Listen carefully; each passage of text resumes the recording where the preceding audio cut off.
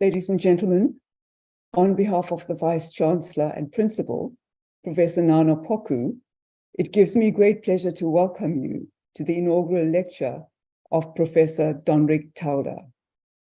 Professor Poku conveys his heartiest congratulations and best wishes to Professor Thaldar. The Registrar, Dr. Kathy Keeland, conveys her apologies for not joining us today. She extends her congratulations to Professor Thaldar on his promotion and thanks him for his contribution to the School of Law. Inaugural lectures form part of the university's public lecture series and may only be presented by recently appointed full professors in academic schools and centers.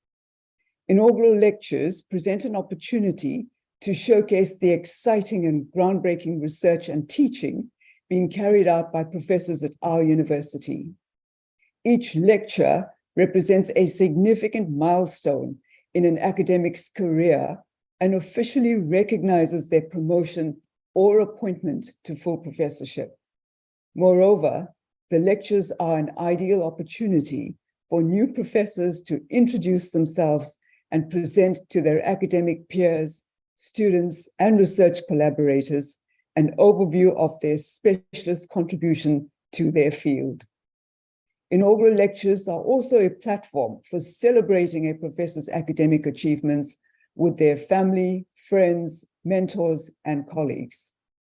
I would also like to acknowledge the following guests who have joined us this afternoon: members of council, members of the executive management, members of Senate, our inaugurand this afternoon, Professor Donrich Thaldar, family and friends of Professor Thaldar, academics and professional services staff, students, alumni, and distinguished guests of the University of KwaZulu-Natal. I also wish to extend a warm and special welcome to our guests from universities and organizations in South Africa, from the African continent, and across the globe. Distinguished guests, it's my pleasure to introduce you to the Acting Dean of the School of Law, Professor Warren Friedman, who will now formally introduce our inaugurand, Professor Donrich Thaldar. Over to you, please, Warren. Thank you. Thank you, Professor Reddy, and good afternoon, ladies and gentlemen. It is my honor and privilege to introduce our inaugurant this afternoon, Professor Donrich Thaldar. Professor Thaldar is a full professor in the School of Law in the College of Law and Management Studies at the University of KwaZulu-Natal in Durban, South Africa. Professor Thaldar has a Bachelor of Civil Law and a Bachelor of Laws from the University of Pretoria. He also has a Master's in Political Policy Studies from the same university, which he was awarded cum laude in 2002. Apart from these three qualifications, Professor Thaldar was awarded a postgraduate diploma in Strategy and Innovation from the University of Oxford in 2011, where his dissertation was awarded the Dean's Prize for the Best Dissertation. The next year, 2012, Professor Thaldar was awarded a PhD from the University of Cape Town. His doctoral thesis is entitled Medical Biotechnology Law in South Africa, a Human Rights Analysis of Selected Topics. After completing his master's degree, Professor Thaldar wrote and passed the South African National Bar exams in the same year and joined the Pretoria Society of Advocates, where he specialized in human rights litigation. Not long after joining the bar, however, Professor Thaldar was drawn to the world of business, and he worked for a number of years as an entrepreneur in several e-learning and biotechnology startups in both the United Kingdom and South Africa. Professor Thaldar began his full-time academic career when he joined the School of Law at the University of KwaZulu-Natal as a senior lecturer in 2017. He was appointed as an associate professor in the school a mere 2 years later in 2019, and as a full professor in 2021. In 2022, he was also appointed as a visiting scholar at the Petrie Flom Center for Health Law Policy, Biotechnology and Bioethics at Harvard Law School in the United States. As its name indicates, the center is one of the world's leading research programs dedicated to the legal and ethical analysis of issues facing healthcare and healthcare systems. Broadly speaking, Professor Thaldar's research falls into the fields of bioethics and health law. More specifically, his research currently focuses on two areas, namely reproductive law and data governance. When it comes to scholarly papers and publications, there is no doubt that Professor Thaldar is a highly productive researcher.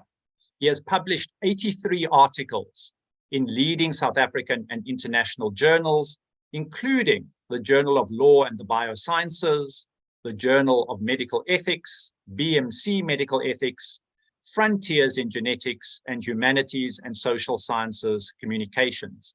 His H-index is 10, and his work has been cited more than 316 times.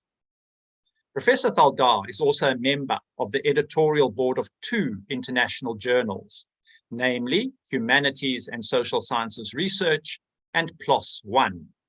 Both of these journals are ranked by Sky Mago in the top quartile. He is also a guest editor of a special collection on the legal aspects of the use of data science and artificial intelligence in Frontiers in Genetics and Frontiers in Pharmacology. Apart from his extensive publications, Professor Thaldar has successfully supervised 6 doctoral and 13 master's students. He has also mentored 2 postdoctoral fellows. He is currently supervising 7 doctoral students and mentoring a postdoctoral fellow. In addition, Professor Thaldar is currently the principal investigator of 4 grant-funded research projects totaling over 20 million rand in value. One of these grants focuses on the legal aspects of data science for innovation in healthcare in Africa and was awarded by the prestigious United States National Institutes of Health.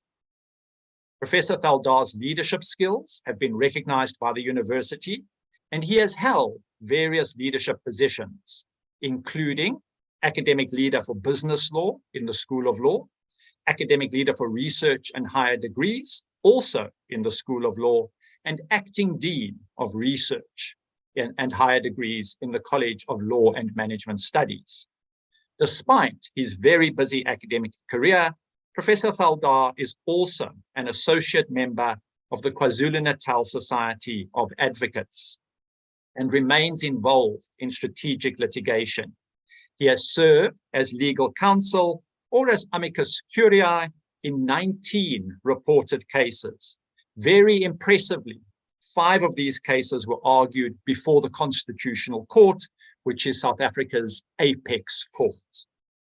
All that remains for me now is to congratulate Professor Thaldar and invite him to deliver his inaugural address entitled Building a Progressive Reproductive Law in South Africa.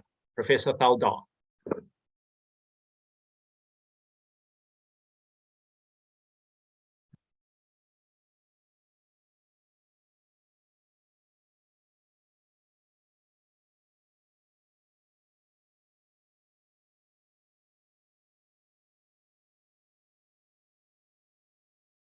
Distinguished guests, colleagues, and students, I appreciate your attending my inaugural lecture. The theme of new technology is central to this lecture. In his book, 21 Lessons for the 21st Century, Yuval Harari suggests that the duo of biotechnology and information technology are set to disrupt our global human civilization.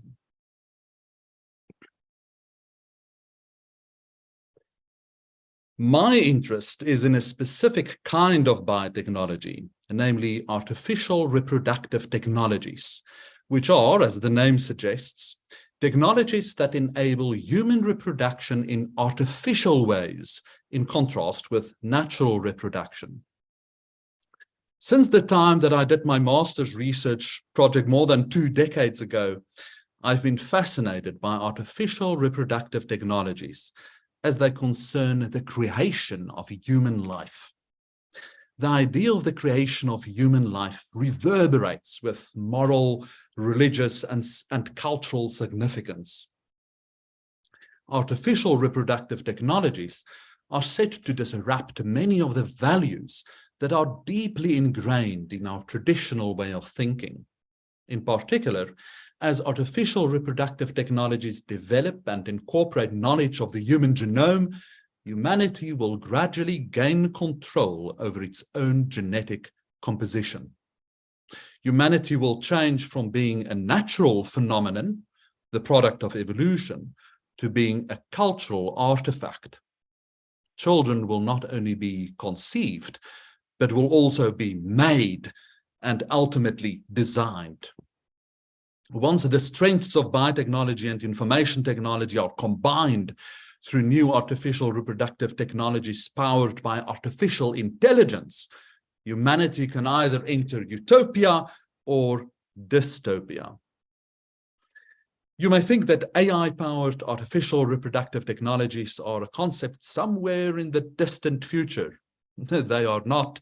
At least one fertility clinic in South Africa is already using AI imaging technology to select the best in vitro embryos for transfer to the mother's uterus. This is only the beginning. The use of artificial reproductive technologies is heavily regulated in South Africa and in many other countries around the world. Unsurprisingly, this new and burgeoning field of the law, often referred to as reproductive law, has been the subject of significant litigation activity in South Africa over the past decade. For the purposes of this inaugural lecture, I've selected the three seminal cases which, in my opinion, have made the most significant contributions to the development of reproductive law. Although it is possible to identify numerous philosophical themes that link these three seminal cases, I will focus on the classic theme that has been with us since ancient Greece, the theme of freedom versus authority. In the context of artificial reproductive technologies, this theme is expressed as procreative freedom versus the limitation thereof by the state. I should also tell you in advance that I was involved as counsel in all three of these cases. As a result, I will share with you, where appropriate, how I approached certain issues in the litigation and other interesting facts that are not reflected in the judgments. So I invite you to join me on a journey through three court battles. My arguments did not always convince the court. Some battles are won, some battles are lost. But overall, I suggest that the trajectory is progressive in the sense that the trajectory favors procreative freedom. The first case in our journey is the case of AB versus Minister of Social Development.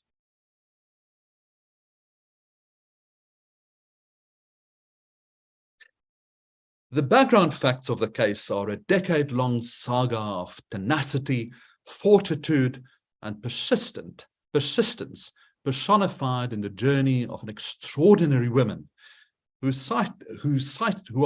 cited under the pseudonym AB. Her odyssey began in the year 2001, when her pursuit of motherhood unfolded into a compelling story of resilience. During the initial phase of her journey, while in the early bloom of her 40s, AB and her husband undertook 2 cycles of in vitro fertilization, or IVF, using their own genetic materials. Alas, despite the hopeful beginnings, her hopes were thwarted not once, but twice. Following this, AB was faced with a harsh reality.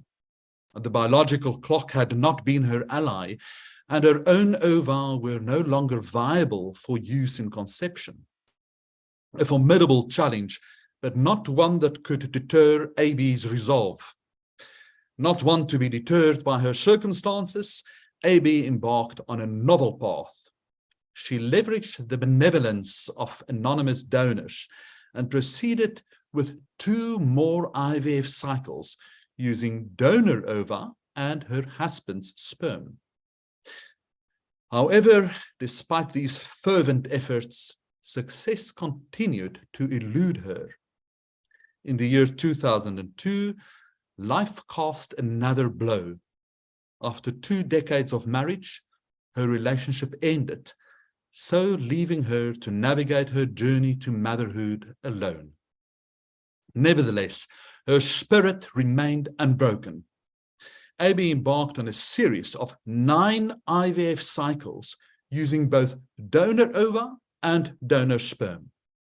Yet, her dreams were once again deferred, with each attempt failing to bring her closer to her cherished goal of motherhood. By 2009, AB took another leap of faith and switched fertility clinics. This shift brought with it a glimmer of hope and resulted in 2 pregnancies, but tragically, both ended in miscarriage. With the stark words of her fertility specialist echoing in her ears, the odds of a successful pregnancy were virtually non-existent.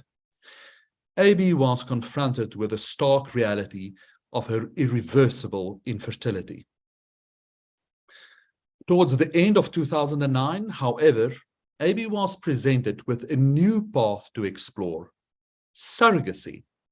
Through a surrogacy agency, a surrogate mother was found who was willing to assist AB. But despite the evident joy, a legal roadblock arose. First, some background. In South Africa, surrogacy is governed mainly by Chapter 19 of the Children's Act.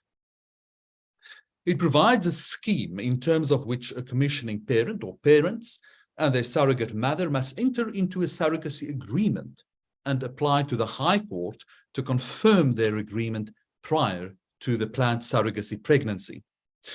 Provided that the child is not genetically related to the surrogate mother, a surrogacy agreement that was confirmed by the High Court is enforceable, and the child must be registered as the child of the commissioning parent or parents at birth.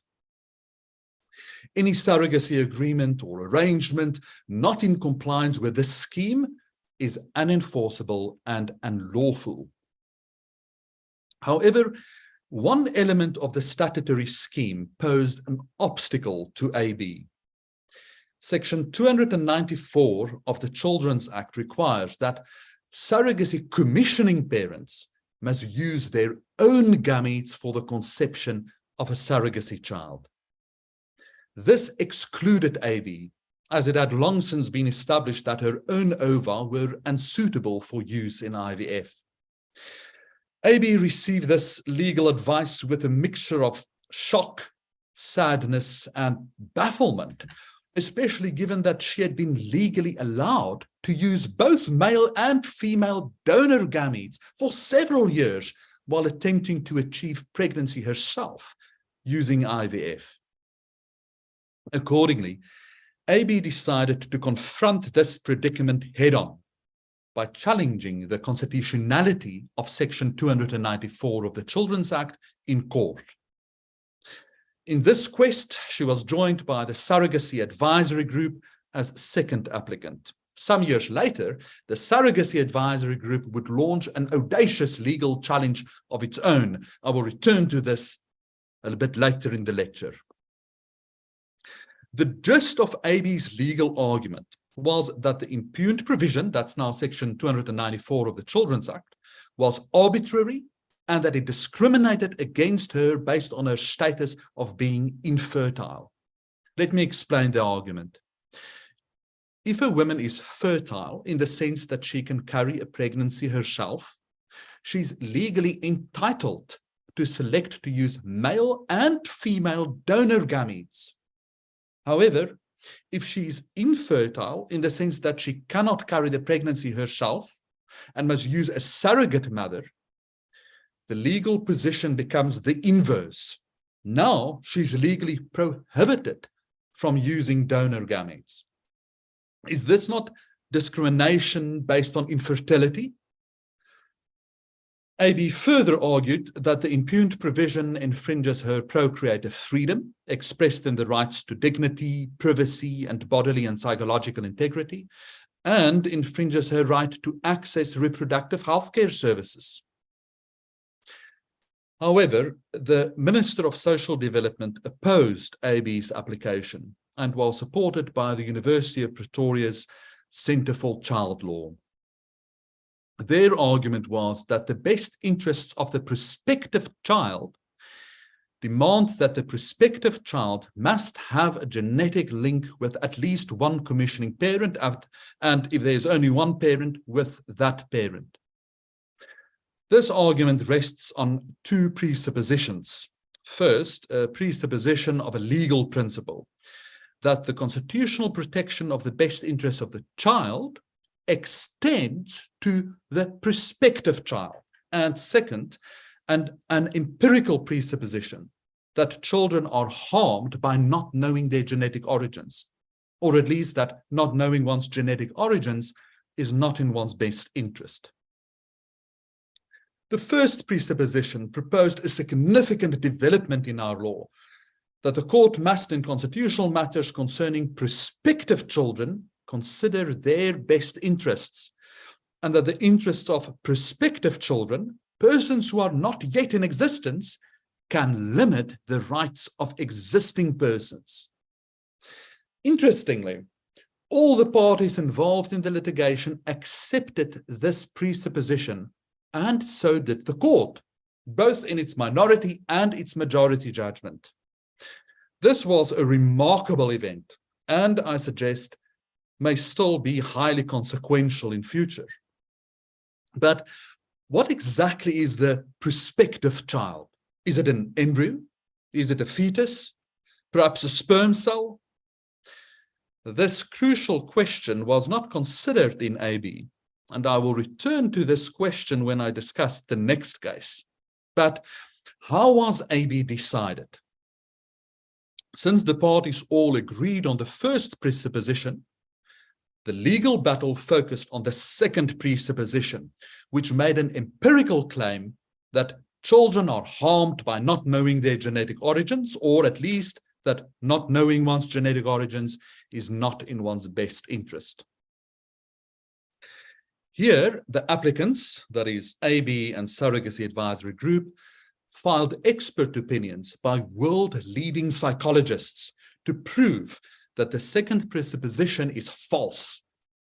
The minister filed an opposing expert opinion by a bioethicist, but this expert opinion was thoroughly discredited in the applicant's papers, so much so that the minister eventually abandoned any reliance on her own expert. The Centre for Child Law referred the court to two academic articles on children and genetic relatedness, but the content of these articles was a precarious basis for an empirical claim that children are harmed by not knowing their genetic origins, or at least that not knowing one's genetic origins is not in one's best interests. However, in a stunning display of post-truth jurisprudence, the majority of the Constitutional Court ignored the evidence before it and sided with the minister and the Centre for Child Law. In the end, AB sadly lost her case. Her long quest to become a mother ended in naught. But I can now add that a decade later, the new case of KB, which was launched in Mpumalanga based on different facts, offers a glimmer of hope to rectify this injustice over time. While I am critical of the majority judgment in AB, the minority judgment penned by Justice Kampepe and concurred to by Justices Cameron, Fruneman, and Madlanga is an 84-page long tour de force infused with both reason and compassion. It is a must-read for all South African law students. At the basis of the minority judgment is the recognition that the right to procreative freedom is not limited to natural procreation, but also includes the use of artificial reproductive technologies. Importantly, on this basic point, the majority judgment was quiet. Accordingly, the minority judgment's interpretation of the ambit of the right to procreative freedom as including the use of artificial reproductive technologies stands uncontradicted and constitutes persuasive authority. This, I suggest, is clearly a milestone in South African reproductive law. It is worth quoting the following inspiring passage from the minority judgment. I quote, "We are fortunate to live in an era where the effects of infertility can be ameliorated to a large extent through assisted reproductive technologies. The technological advances seen over the last half-century have greatly expanded the reproductive avenues available to the infertile. These reproductive avenues should be celebrated as they allow our society to flourish in ways previously impossible." End of quote. The minority judgment stands as a beacon of hope for future generations of lawyers who aspire to justice. Let me now return to the crucial question that was left unanswered in AB, namely, what exactly is the prospective child?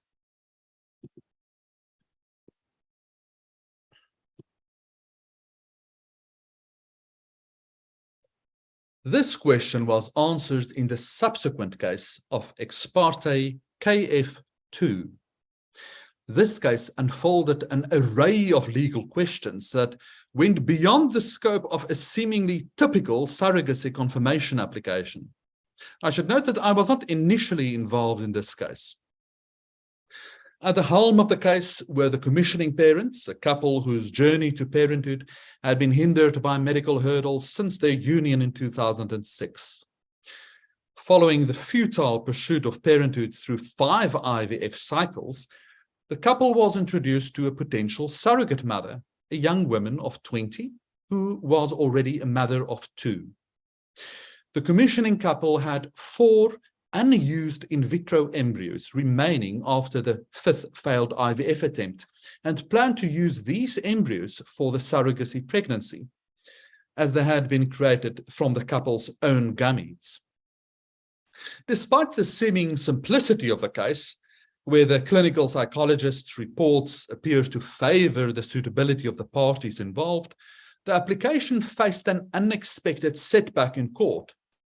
The suitability of the intended surrogate mother was questioned by the court.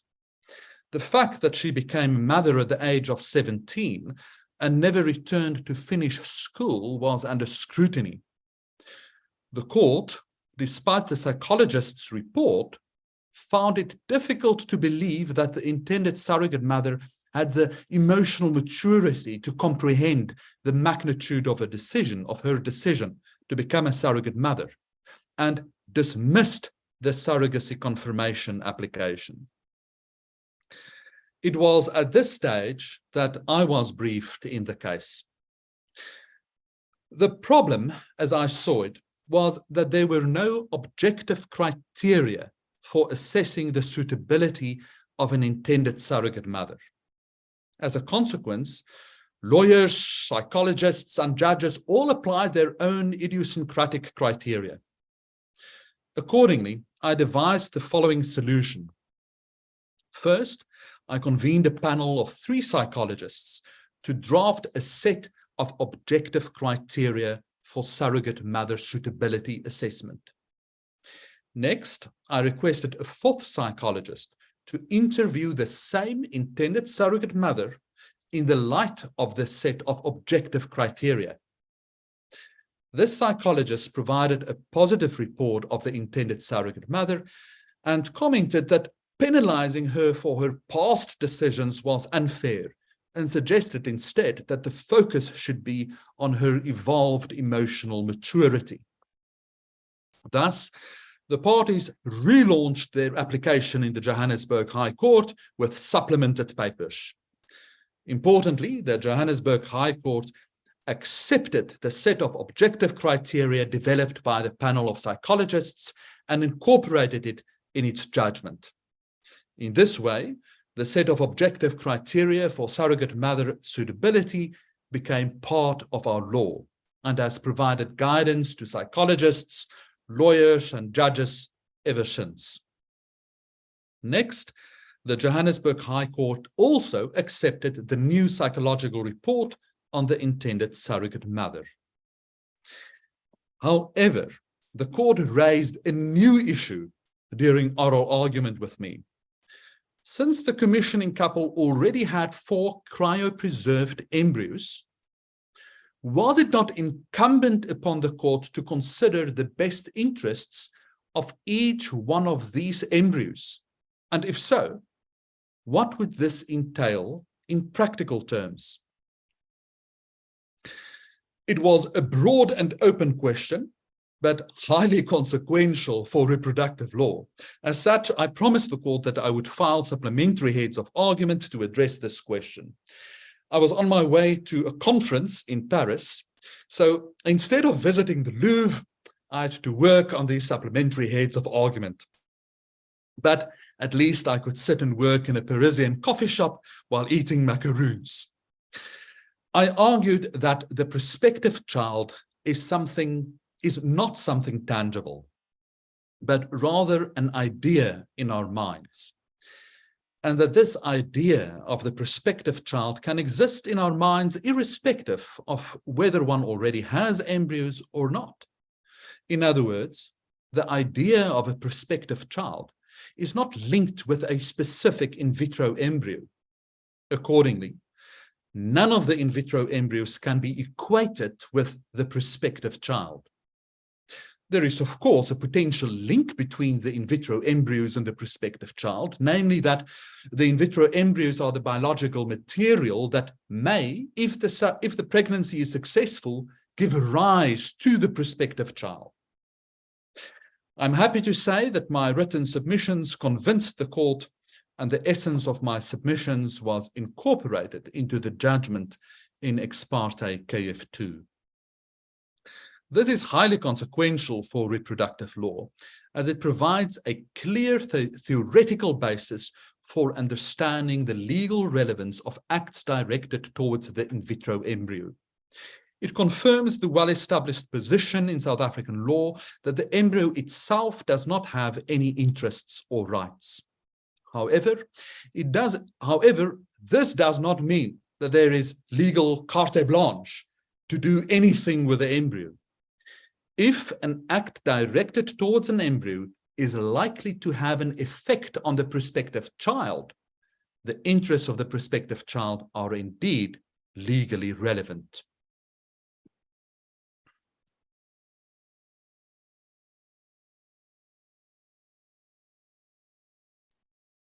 The next case that I'm going to discuss is surely the most controversial and a true test of the depth of South Africa's commitment to procreative freedom. It is the case of Surrogacy Advisory Group versus Minister of Health. At the heart of this case was the issue of sex selection. By the way, my colleague Sheetal Soni wrote an excellent doctoral thesis on this topic a few years ago. To fully understand sex selection and the legal arguments surrounding it, I need to tell you a bit more about 2 technologies. First, pre-implantation genetic testing for aneuploidy, or PGTA, and second, non-invasive prenatal testing, or NIPT. In normal human development, we inherit 23 chromosomes from each parent to make up a total of 46. However, sometimes errors occur during cell division, and embryos may end up with a missing or an extra chromosome, a condition known as aneuploidy. Aneuploidy is a leading cause of miscarriage and can result in conditions such as Down syndrome. PGT-A is designed to detect aneuploidy in an embryo before the embryo is transferred to the woman's uterus. It entails taking a biopsy sample of a few cells from an in vitro embryo, and the sample is then tested for aneuploidy. This test helps identify which embryos have the correct number of chromosomes and therefore have the best chance of leading to a successful pregnancy if implanted. Importantly, PGT-A also discloses whether an embryo has XX or XY chromosomes. As a result, using PGT-A technology, parents can select the sex of the embryo to be transferred to the mother's uterus. I now turn to the second relevant technology, NIPT. Whereas PGT-A is performed before an embryo is transferred to a woman's body, NIPT is performed at about 10 weeks of pregnancy. NIPT entails taking a blood sample from the mother's arm. This testing detects small pieces of DNA from the placenta, known as cell-free DNA, which circulate in the mother's bloodstream. Similar to PGT-A, NIPT also tests for aneuploidy and reveals the sex of an embryo. NIPT is typically used for detecting conditions such as Down syndrome, which can then be followed by termination of pregnancy. However, it can also be used for sex selection. The pregnant woman can terminate her pregnancy if the embryo is not of the desired sex. She can then attempt to fall pregnant again and repeat the process until she is pregnant with an embryo of the desired sex. In 2012, the Minister of Health promulgated the regulations relating to the artificial fertilization of persons, which prohibit the use of any pre-implantation or prenatal test to select the sex of a child, except if the selection is for medical reasons, that is, to avoid a sex-linked genetic disorder. This means that it is unlawful to use either PGT-A or NIPT for non-medical sex selection. However, is this prohibition not a limitation on the procreative freedom of intended parents? And if so, can it be justified? These were the core issues in Surrogacy Advisory Group versus Minister of Health. The Surrogacy Advisory Group, suing in the public interest, challenged the constitutionality of the prohibition against non-medical sex selection. My litigation strategy was to avoid an argument which directly claims that using PGT-A technology for sex selection falls within the ambit of procreative freedom. My reasons for avoiding such an argument were, first, because the minority decision in AB that artificial reproductive technologies fall within the ambit of procreative freedom only had persuasive force, and second, the highly controversial nature of sex selection. Instead, my litigation strategy was to rely on the Choice on Termination of Pregnancy Act, the Choice Act in short, and to contrast the procreative freedom that women enjoy under the Choice Act with the impugned provision in the regulations that restricts such freedom. Let me explain my argument. Generally speaking, the Choice Act strikes a balance between the procreative freedom of the pregnant woman and the interests of the state in protecting prenatal life. During the first trimester, the procreative freedom of the pregnant woman supersedes the state's interest. Then, from the second trimester, and increasingly so in the third trimester, the state's interest supersedes the woman's procreative freedom. For example, in the third trimester, only a select number of factors, such as the life of the pregnant woman, can supersede the state's interest in protecting prenatal life. However, our focus is on the first trimester. During this period, the Choice Act provides that a woman can terminate her pregnancy without having to provide any reason. In other words, any reason, including sex selection, is a good enough reason to terminate the pregnancy. Remember that NIPT can be used as early as the 10th week of pregnancy. As a result, the Choice Act makes it lawful for a pregnant woman who is intent on selecting the sex of her child to practice first trimester prenatal sex selection. To the extent that the regulations, which is subsidiary legislation, are in conflict with the Choice Act, which is primary legislation, the regulations are invalid. But where does this leave pre-implantation sex selection? In other words, sex selection at the in vitro stage. If the law allows prenatal sex selection via the Choice Act, but prohibits pre-implantation sex selection via the regulations, the law effectively forces a woman who is intent on selecting the sex of her prospective child to use NIPT at 10 weeks of pregnancy, together with elective termination of pregnancy and possibly repeated pregnancies, rather than allowing her the option of pre-implantation sex selection. This has a negative effect on the woman's bodily integrity and psychological integrity. Let's consider her bodily integrity. While pre-implantation sex selection entails no medical risks, termination of pregnancy does entail physical discomfort and medical risk. Thus, bodily integrity is compromised. Let's now consider her psychological integrity. While pre-implantation sex selection does not require the destruction of the woman's in vitro embryos, termination of pregnancy, per definition, destroys an embryo in the woman's body. Many women value embryonic life.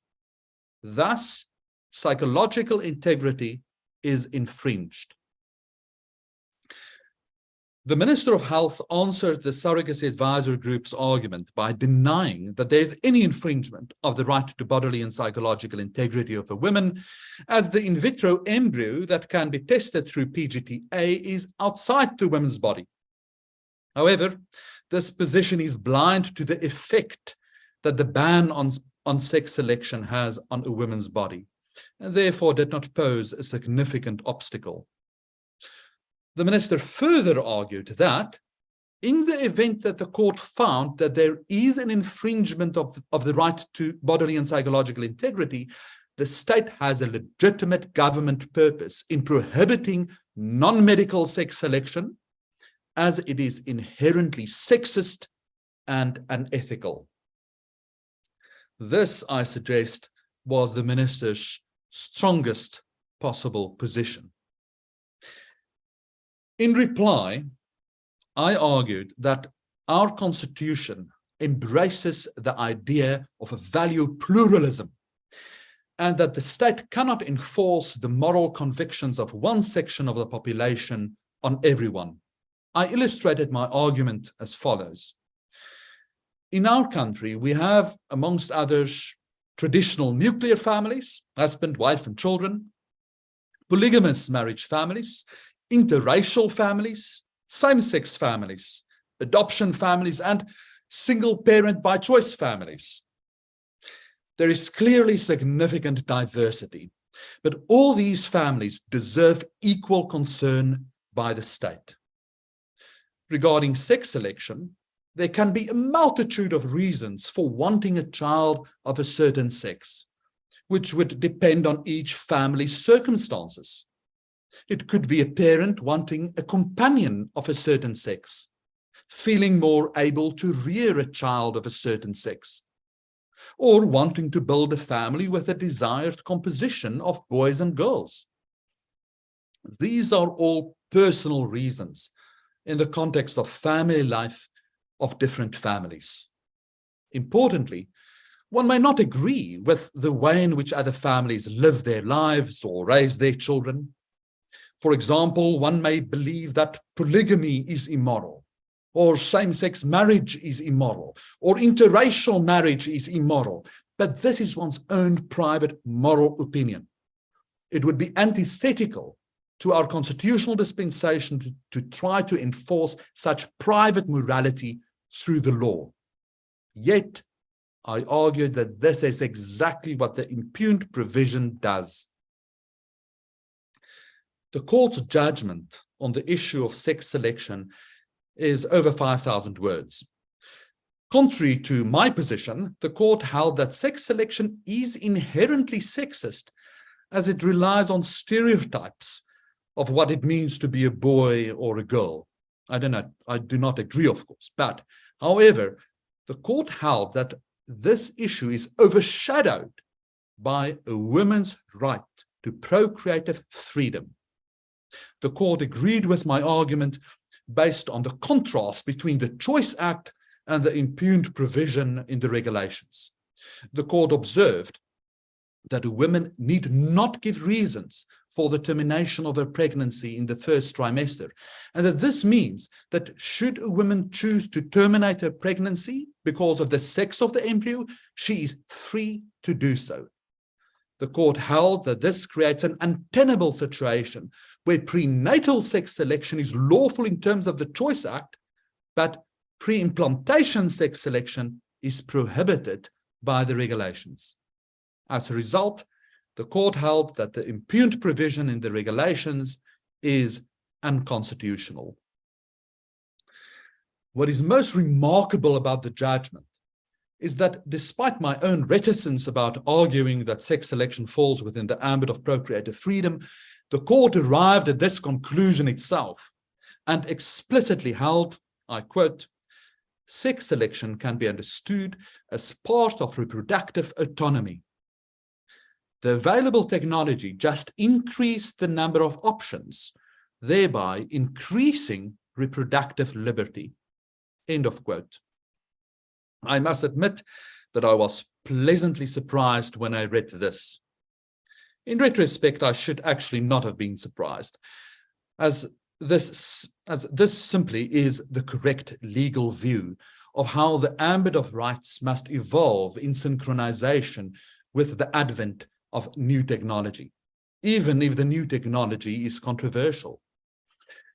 As the legendary Justice Sachs remarked in the momentous case of Minister of Home Affairs versus Fourie, I quote, "Indeed, rights by their nature will atrophy if they are frozen." End of quote. This interpretation of the ambit of procreative freedom, both by the AB minority and by the court in surrogacy advisory group, lays a solid foundation for building a progressive reproductive law in South Africa. We've now reached the end of our journey through the 3 seminal cases, and it is time to reflect. I suggest that 2 core principles have crystallized. First, procreative freedom includes within its ambit the use of new artificial reproductive technologies, irrespective of whether the use of such new technologies is deemed controversial or unethical. Although the use of new artificial reproductive technologies does not directly affect any existing person, it does potentially affect the prospective child. From this flows the second principle, namely that the scope of possible procreative decisions that prospective parents may take, at least in the context of using artificial reproductive technologies, should be legally limited to exclude decisions that will cause harm to the prospective child. My colleague Bonginkosi Shozi and I called this the principle of procreative non-maleficence. Although for legal analytical purposes it is based on the AB judgment, it aligns with classic liberal theory and essentially applies John Stuart Mill's dictum that freedom can be limited only if it harms somebody else in the context of the use of artificial reproductive technologies. guided by the twin principles, the progressive pluralist interpretation of procreative freedom and the principle of procreative non-maleficence, we stand poised and ready to embrace the challenges emerging in the landscape of reproductive law as science marches forward. The rippling disruption that biotechnology and information technology and their intersection will surely bring is an outcome we cannot shirk from. Yet, it is within our hands to channel these seismic disruptions, to harness their formidable power in service of creating a brighter and a better world. The twin principles I have distilled from our legal precedents serve as our compass, as navigational aids within the realm of reproductive law. They will ensure that we as a society relish the bountiful fruits of new technology, while vigilantly steering clear of pitfalls. This is a future that is worth aspiring to. I thank you.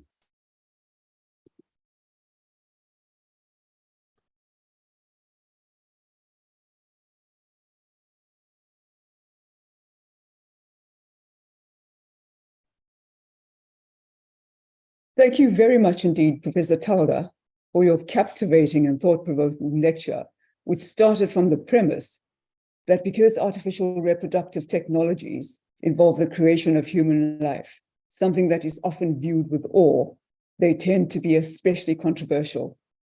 The South African legislature's response has been to strictly regulate the use of artificial reproductive technologies. The result, as you've pointed out, has been significant litigation in this area of the law in South Africa over the past 10 years or so. Professor Thaldar, this afternoon, we've had the privilege of journeying with you through some of the most fascinating court battles that you've been involved in. Your discussion of these cases through the paradigm of freedom versus authority provides clear insights into how these cases have shaped South African reproductive law and their possible impact on future artificial reproductive technologies, such as human genome editing. So thanks again very much indeed, Donrich, for your most excellent lecture. Ladies and gentlemen, I want to also thank our colleagues from the Corporate Relations and ICS divisions and the Registrar's Office for their logistical and other support. Finally, dear guests, I want to warmly thank you for attending this important lecture this afternoon. Thank you and farewell.